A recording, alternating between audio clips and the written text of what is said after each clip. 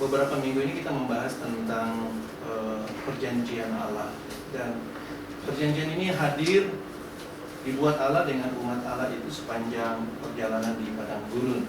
Ketika mereka keluar dari Mesir, maka perjanjian itu mulai diperkenalkan kepada bangsa ini. Dan kita tahu bahwa sebagian besar dari umat Israel banyak yang gagal untuk menghidupi atau menjadi bagian daripada perjanjian itu di dalam generasi yang pertama. Namun generasi dua ini sudah siap untuk mereka masuk ke dalam kerajaan Allah sebenarnya, kerajaan atau Kanaan itu atau tanah perjanjian itu. Ya, kita sudah melihat bagaimana bahwa tujuan Allah membawa bangsa itu keluar dari Mesir bukanlah padang gurun. Tetapi di sepanjang padang gurun itu Allah memperkenalkan Kristus. Allah memperkenalkan apa yang disebut dengan keselamatan itu, yaitu perjanjian itu. Namun tujuan Allah adalah supaya bangsa itu masuk ke dalam tanah Kanaan, di mana dalam tanah Kanaan itulah terjadi pimpinan Allah sebagai penguasa, sebagai raja di dalam tanah Kanaan itu. Ini adalah gambaran dua bagian besar dalam keselamatan Allah, yaitu yang pertama adalah pengenalan kita akan perjanjian itu, pengenalan akan Kristus, dan yang kedua adalah tujuan daripada keselamatan itu, yaitu tinggal bersama dengan Allah di dalam kerajaan Allah. Dengan kata lain, jikalau bangsa itu tidak siap dengan perjanjian itu, maka mereka tidak masuk ke dalam tanah Kanaan. Tetapi ketika mereka siap dan hidup mereka sesuai dengan perjanjian itu, maka Allah membawa masuk ke dalam tanah Kanaan.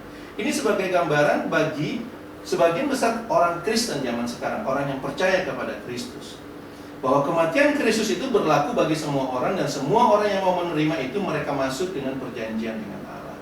Namun sekali lagi, tujuan daripada keselamatan yang diberikan kepada manusia, tujuan daripada kematian Kristus itu, tujuan daripada perjanjian itu adalah masuk memerintah bersama-sama dengan Allah, masuk ke dalam tanah Kanaan, bukan hanya menerima kematian Kristus, bukan hanya enjoy dengan berkat-berkat yang Allah berikan. Bangsa Israel, mereka enjoy dengan berkat-berkat yang Allah berikan sepanjang padang gurun, tetapi mereka menolak hukum-hukum Allah dibentuk dalam diri mereka.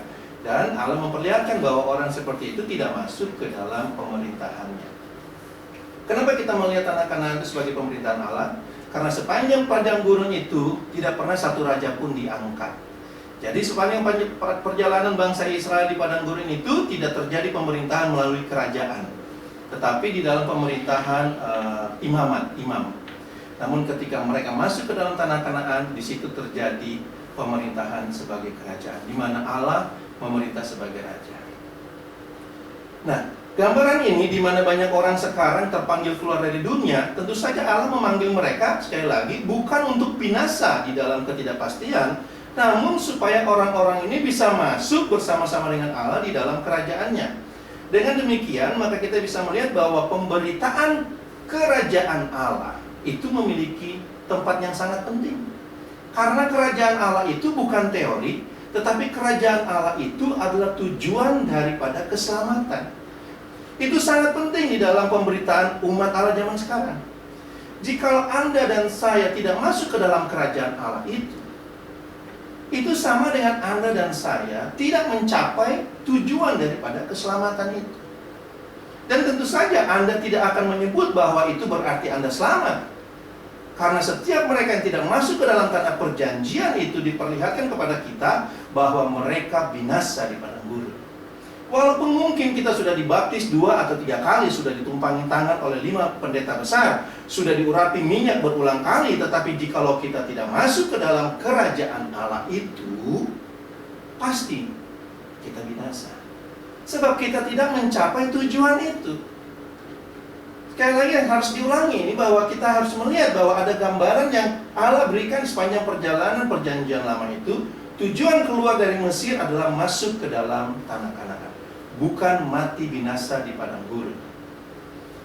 Ketika Yesus datang ke dalam dunia ini, Yohanes Pembaptis itu memberitakan kedatangan Yesus itu dengan menyerukan bahwa kerajaan Allah sudah dekat.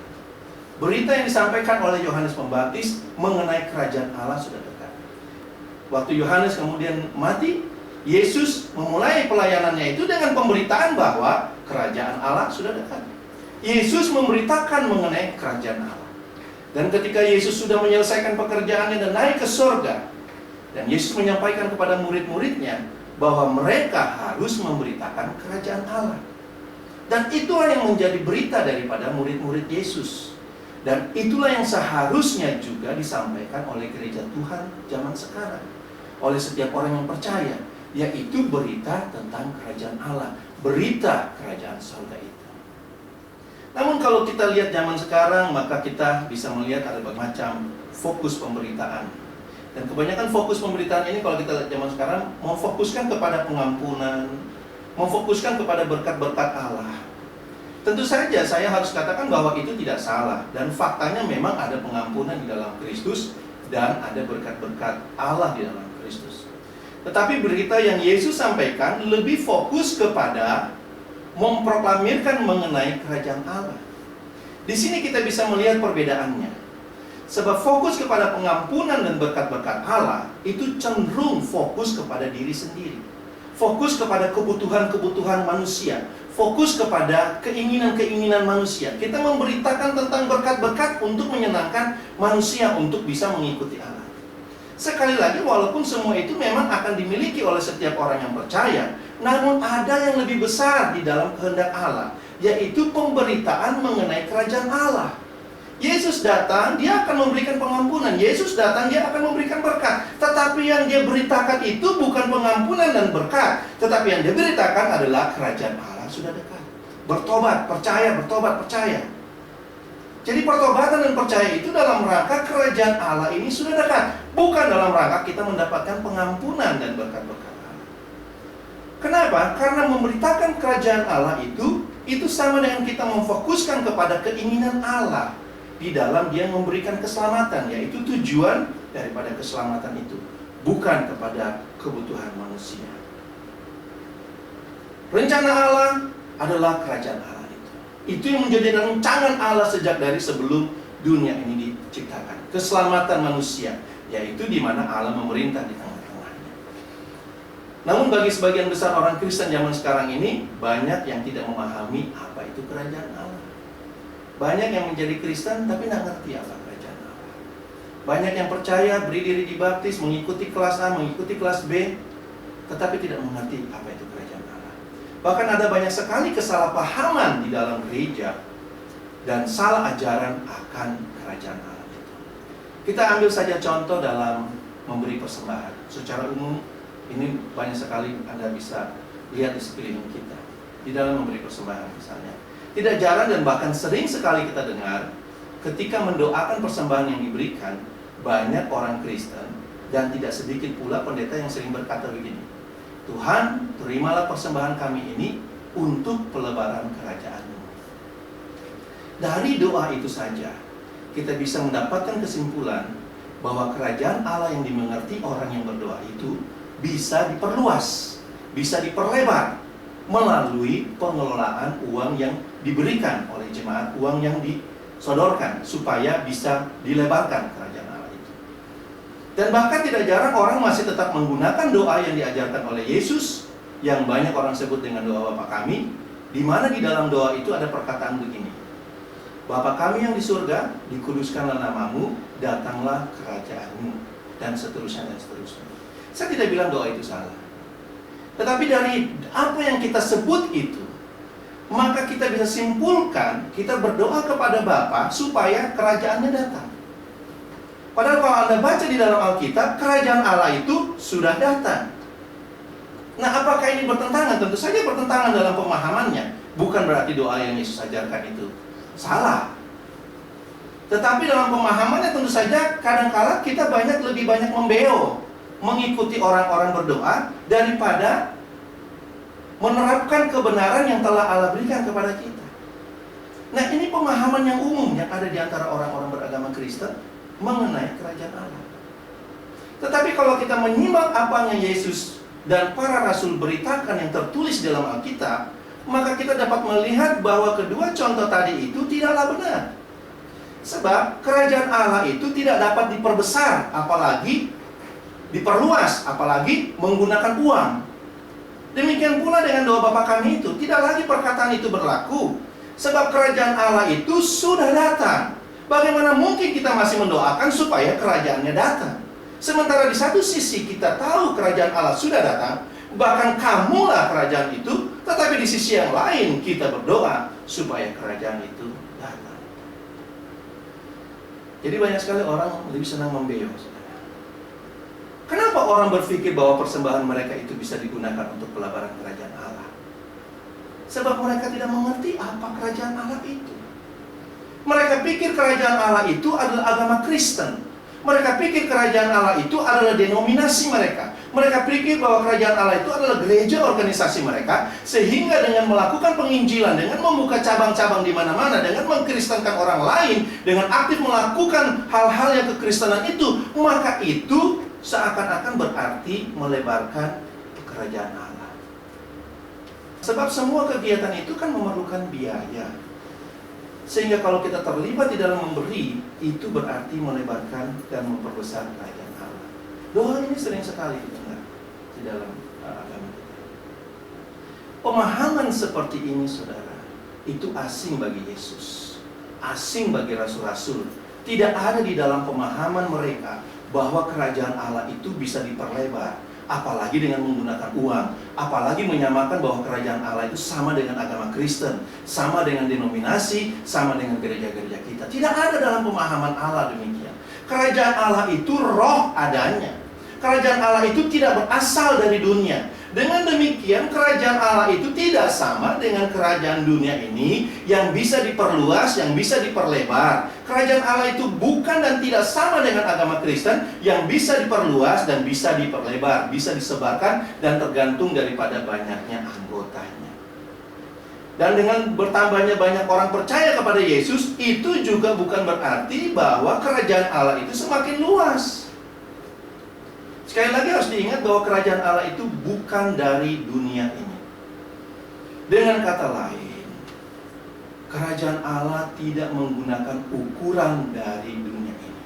Tidak tergantung pada banyak atau sedikitnya pengikut Kristus.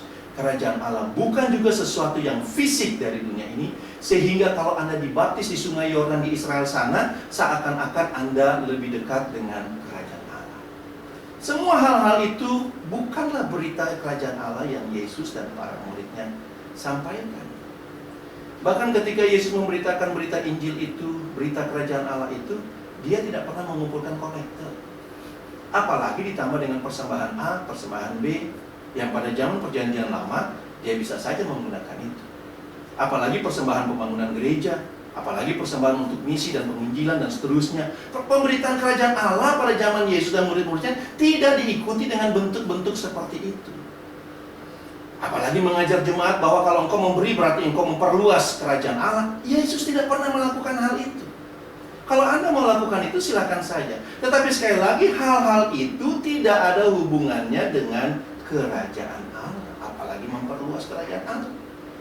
Sebab kerajaan Allah tidak dapat didirikan, tidak dapat diperluas oleh manusia. Kerajaan Allah adalah pemerintahan yang Allah dirikan sekali untuk selama-lamanya. Tidak dapat diukur besar, panjang, dan lebarnya menurut ukuran berapa banyak manusia yang masuk di dalamnya. Saya ingat perkataan Yesus tentang di rumah Bapakku ada banyak tempat. Kita tidak dapat memperlebar rumah Bapa itu dengan membawa jiwa masuk ke dalamnya. Tidak. Jadi banyak sekali kesalahpahaman tentang kerajaan Allah itu. Dan bagi sebagian besar orang, kesalahpahaman itu tidak jadi masalah. Dan kadang-kala mereka tidak mau tahu apa kesalahpahaman itu. Tapi yang penting bagi mereka, mereka bisa masuk ke dalam kerajaan Allah itu. Yang penting bagi mereka, mereka masuk surga. Bagaimanapun pengajaran kerajaan Allah itu tidak penting. Tetapi bagi Allah itu sesuatu yang penting. Kenapa? Karena itulah tujuan keselamatan itu. Supaya Anda dan saya masuk di dalam kerajaan itu. Itulah sebabnya banyak orang sekarang ini mengejar kuasa-kuasa Allah, mengejar karunia-karunia Allah, tanpa memahami bahwa kuasa dan karunia itu justru berhubungan dengan kerajaan Allah. Dan bagi sebagian besar orang seperti saya katakan tadi, tidak penting kerajaan Allah itu. Yang penting kuasanya, yang penting karunianya. Hal ini sama seperti banyaknya orang mengejar perjamuan kudus tanpa mengerti arti perjanjian. Dan Paulus katakan di 1 Korintus 11 itu, bahwa dari mereka itu tidak sedikit yang sakit dan bahkan mati. Mereka melakukan perjamuan kudus, tetapi tanpa mengerti pencucian. Sama dengan zaman sekarang, berbondong-bondong mencari kuasa Allah, mencari karunia Allah, tetapi tidak mengerti apa itu kerajaan Allah. Hal ini sama dengan bangsa Israel. Ketika keluar dari Mesir, tujuannya harusnya Kanaan. Tetapi bangsa itu punya tujuan sendiri. Yang penting keluar Mesir dulu, ya kan? Tujuan Allah masuk Kanaan, ya itu terserah Allah. Tujuan mereka bukan masuk Kanaan, bagaimana memperkaya diri mereka sendiri. Ini gambaran masa sekarang juga. Yesus katakan, carilah dahulu kerajaan Allah, maka segala kebutuhan-kebutuhan itu ditambahkan. Jadi ada perbedaan antara kebutuhan manusia dengan kerajaan Allah itu sendiri. Ada perbedaan. Sobat pemenang, jikalau kerajaan Allah tidak ada padamu, maka sudah pasti kuasa dan karunia kerajaan itu juga tidak ada padamu. Jangan tertipu dengan segala tawaran akan kuasa dan karunia Tuhan yang mudah diberikan, yang dapat engkau miliki, tanpa engkau mempunyai kepastian bahwa engkau ada di dalam kerajaan Allah. Tadi kita sudah menyatakan bahwa kerajaan Allah itu merupakan tujuan dari keselamatan yang Allah berikan. Sehingga jikalau kita tidak memahami apa tujuan itu, maka bagaimana kita bisa sampai kepada tujuan itu? Sebaliknya, bisa saja kita jadi salah arah. Kita pikir itu tujuannya, tetapi kita melenceng. Kita tidak sesuai dengan keadaan yang Allah kehendaki. Kerajaan Allah itu harus dinyatakan kepadamu. Dan itu bukanlah kerajaan Allah menurut ide manusia. Bukan kerajaan Allah yang dapat engkau bandingkan dengan kerajaan-kerajaan dunia ini.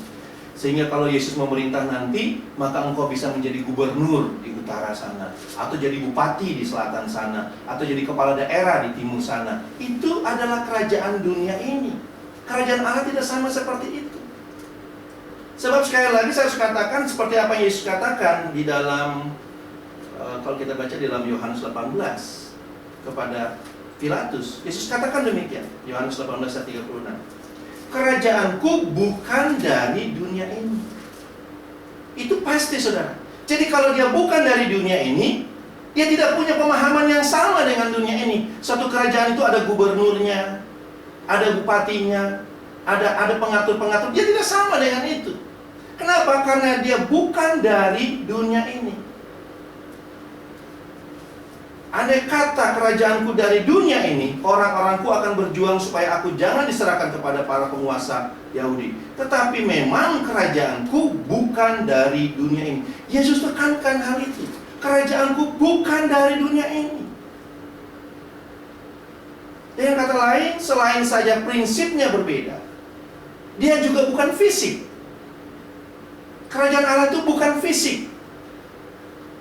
Di dalam Lukas 17 ayat yang ke-22, Yesus katakan kepada orang-orang Farisi atas pertanyaan orang-orang itu, dikatakan demikian. Atas pertanyaan orang-orang Farisi apabila kerajaan Allah akan datang, Yesus menjawab katanya, kerajaan Allah datang tanpa tanda-tanda lahiriah. Juga orang tidak dapat mengatakan, lihat, ia ada di sini atau ia ada di sana. Sebab sesungguhnya kerajaan Allah ada di dalam kamu. Lembaga Alkitab Indonesia menerjemahkannya kerajaan Allah ada di antara kamu. Sebenarnya lebih tepat bukan ada di antara kamu. Lebih tepat adalah ada di dalam kamu. Bahasa Yunani yang digunakan situ kata entos, atau inside of you, atau within of you. Dia tidak bisa diterjemahkan ada di antara kamu. Kenapa? Karena kalau ada di antara saya dengan Pak Ahmad atau dengan Filipus, itu bersifat fisik. Sementara dikatakan tadi bahwa tidak ada tanda-tanda lahir. Jadi seharusnya diterjemahkan dia ada di dalam kamu. Jadi kerajaan Allah itu bukan fisik, saudara, tetapi dia ada di dalam kamu. Kerajaan Allah itu roh, spiritual. Kerajaan Allah itu realita Allah. Kenapa? Karena Allah adalah roh. Kerajaan Allah itu adalah pemerintahan Allah. di mana semua yang di dalam kerajaan itu secara sempurna, di dalam nature-nya, di dalam ekspresinya, di dalam fungsinya, di dalam karakternya, di dalam tujuannya, semuanya itu sesuai dengan pikiran, keinginan, nature, dan tujuan daripada Allah. Itu kerajaan Allah. Bukan sesuai dengan keinginan kita. Anda bisa saja sebut apa saja bentuk kerajaan itu. Anda mau sebut itu sebuah kota, sebuah dunia, sebuah wilayah. Karena memang pada zaman dahulu gambarannya diberikan sebagai contoh daripada tanah Kanaan itu. Tetapi semua itu harus berhubungan dengan jiwa Anda dan saya. Karena kerajaan Allah itu ada di dalam kita, diperluas di dalam kita. Bukan diperluas secara fisik dengan uang. Dia memerintah di dalam kita. Dia adalah suatu kerajaan yang unik. Kerajaan itu diberikan kepada orang percaya sebelum orang percaya itu menguasainya. Kita akan bahas ke depan lebih lanjut mengenai kerajaan Allah ini. Tapi malam hari ini kita harus lihat dulu adanya kesalahpahaman akan kerajaan Allah itu. Sekali lagi saya katakan bahwa kerajaan Allah itu unik, berbeda dengan pemerintahan dunia. Kalau di dunia ini yang disebut kerajaan itu, Anda kuasai dulu tempatnya, maka Anda mendirikan kerajaan. Tetapi kerajaan Allah tidak demikian bagi setiap orang yang percaya. Contohnya adalah ketika Allah membawa keluar Abraham. Contohnya adalah ketika Allah membawa keluar bangsa Israel. Abraham dan bangsa Israel ini, mereka pergi ke sebuah tanah yang mereka tidak tahu. Tetapi tanah itu sudah diberikan oleh Allah. Yang nanti kalau mereka sampai di situ, mereka harus menguasainya. Tapi itu sudah diberikan oleh Allah. Tapi kemudian mereka harus menguasainya. Nah, demikianlah kerajaan Allah bagi kita. Kerajaan Allah itu sudah ada, sudah menjadi milik kita. Ketika kita menerima kematian Kristus, ketika perjanjian itu sudah menjadi bagian kita, ketika kita hidup di dalam perjanjian itu, kerajaan itu menjadi bagian. Tetapi engkau harus menguasainya. Bukan kita datang lenggang kangkung, kita anak raja, nanti Tuhan berkati kita. Tidak, engkau harus menguasainya. Kenapa? Karena kerajaan itu ada di dalam jiwamu, ada di dalam engkau. Engkau harus menguasai bagian-bagian belahan jiwamu. Itulah tanah yang harus engkau kuasai. Sehingga di dalam engkau nanti, ketika kerajaan itu, pemerintahan Allah itu meluas di dalam jiwamu itu, maka Allah memerintah atas engkau. Allah memerintah terhadap dirimu. Allah memerintah melalui engkau, sehingga pemerintahan kerajaan Allah itu bisa diberikan.